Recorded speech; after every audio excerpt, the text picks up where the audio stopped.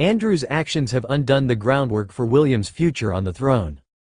It's described as the worst crisis to hit the royal family in living memory. And the scandal surrounding Prince Andrew has led King Charles and his son Prince William to join forces to protect the future of the monarchy. The pair has been attending crisis talks together with aides in an effort to find ways of limiting the damage caused by Andrew's ties to American sex offender Jeffrey Epstein, and the sexual abuse accusations made against him by Virginia Giuffre in her posthumous book. Andrew's actions, which he vehemently denies, have taken a wrecking ball to support for the monarchy, raising serious questions about whether the UK should still have a royal family, according to one British politician. Andrew's impact on republicanism. Prince Andrew has done more for republicanism than anyone since Oliver Cromwell, says MP Graham Stringer, referring to the leader of the 17th-century revolution that overthrew Charles I. Queen Elizabeth II ensured the royal family had almost universal support during her reign, even among some quiet Republicans. Prince Andrew has damaged that. He has almost completely undone that work.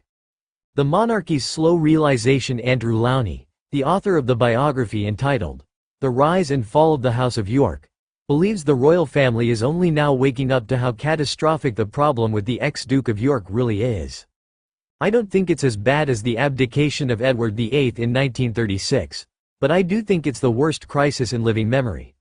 I really feel that there is collateral damage being done to the monarchy that they have been too slow to realize. The recent publication of Virginia's book Nobody's Girl, a memoir of surviving abuse and fighting for justice, and the release of emails which show Andrew lied in his infamous BBC interview about breaking off contact with Epstein, have spurred Charles, 76, and William, 43, to investigate ways of trying to move on from the scandal.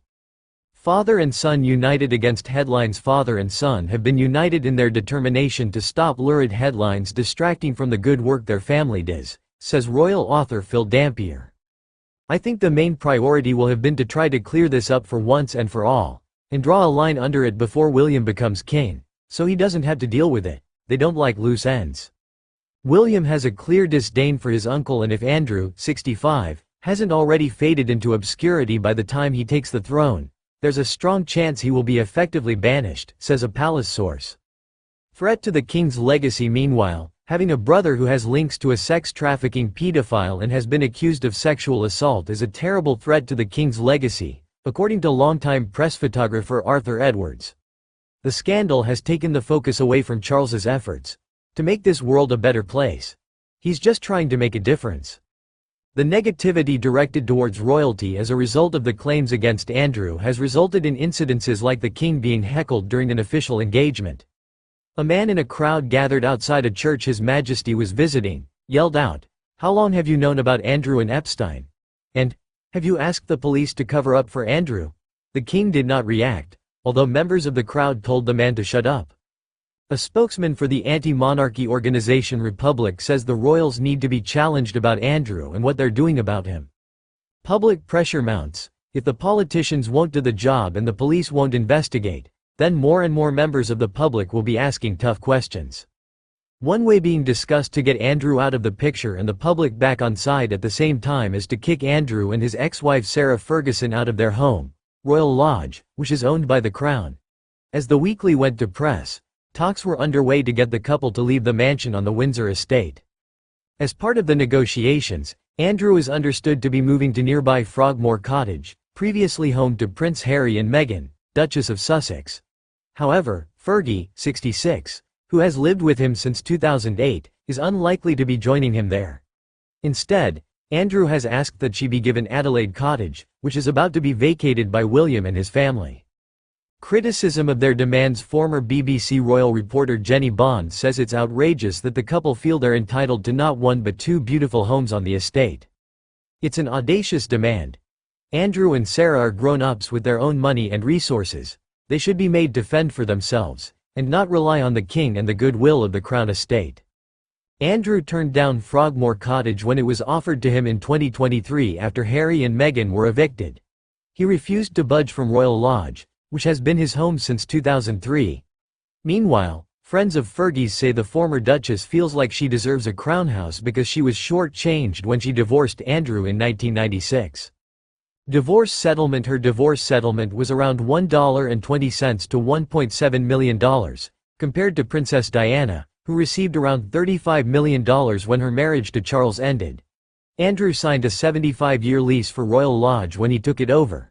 He paid around $2 million for the lease and also stumped up $15 million for vital repairs.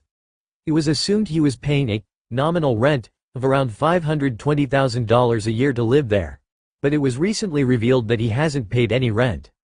In the meantime, there have been reports that Andrew has been offered luxury accommodation in a palace in the United Arab Emirates by Abu Dhabi's ruler Sheikh Mohammed bin Zayed Al Nahyan, who he got to know through his position as a special trade envoy. A fresh start away from the media. Living in a Middle Eastern palace would get him away from the media in the UK and give him a fresh start. Phil Dampier explains, he could regain control of his life by becoming plain Mr. Andrew Mountbatten Windsor and living abroad. Who knows if Sarah would go with him? They are seemingly welded together through a sort of mutual survival in the disastrous situation they find themselves in. I think they want to ride it out in the hope that eventually the headlines die down. And the King and Prince William will hope that what they have done so far is enough. A friend says he can't imagine Andrew would be happy about being so far away from his grandchildren, but Jenny Bond adds, most people would think that the further away from the UK he goes, the better. His brother the King and nephew William may well share those sentiments. Why are the police investigating themselves? The Metropolitan Police in the UK are looking into claims that royal protection officers assigned to keep Andrew safe obstructed lawyers trying to deliver legal papers to the prince after he was accused of sexually abusing Virginia Giuffre. A person hired to serve the papers, which must be delivered as part of the court process, says he was told by Andrew's security that the papers would not be passed on to Andrew. They eventually did make their way to him. Meanwhile, the police need to decide whether to look into claims that Andrew asked his police protection officer to dig up dirt on Virginia after her allegations were made public. What Virginia's book said. The memoir Nobody's Girl by Virginia Giuffre, who took her life in April, made several key claims about Andrew. These included: the first time they had sex, he was friendly enough but still entitled, as if he believed having sex with me was his birthright.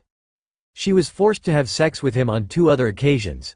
The last time was on Epstein's private Caribbean island, where the prince and Epstein had group sex with her and around 8 other under 18-year-olds. After she took out a civil suit for sexual abuse against him, Andrew's team hired internet trolls to hassle her. Charles keeps calm and carries on. The king is getting on with business as usual in the wake of the controversy surrounding his brother.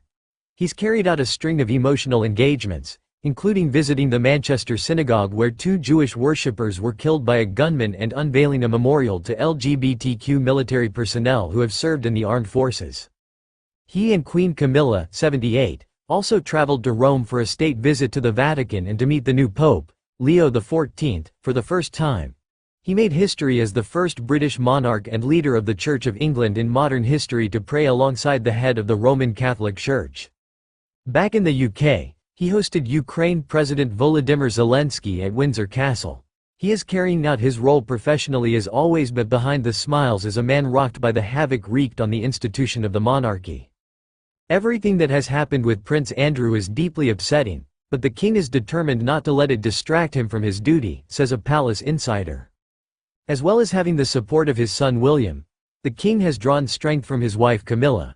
She is his rock, as always, and won't be very happy about him having to deal with all of this, says the source. Given that he's been going through cancer and all that involves, this is the last thing he needs. But like his mother, he always puts duty first.